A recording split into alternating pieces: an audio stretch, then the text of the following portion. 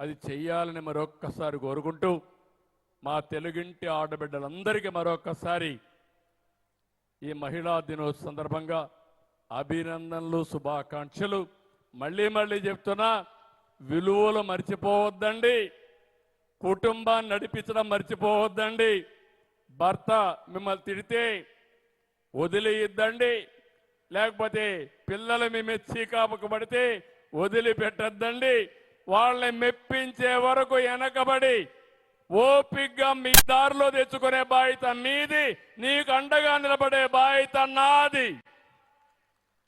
ఎవరైనా రౌడీలు వస్తే మాత్రం రుద్రమ దేవిగా తయారు కావాలి, తాట తీయాలి, దానిని నేను సహకరిస్తా.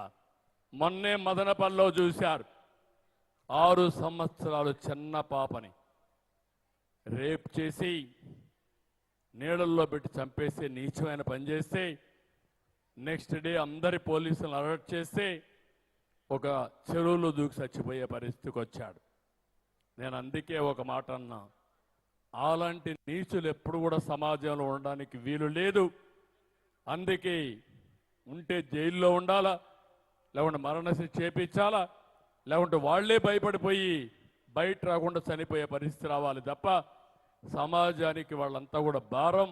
ఈ విషయం గుర్తుపెట్టుకోవాల్సిందిగా మరొక్కసారి మిమ్మల్ని కోరుకుంటూ అందరికీ నమస్కారాలు. జై హింద్.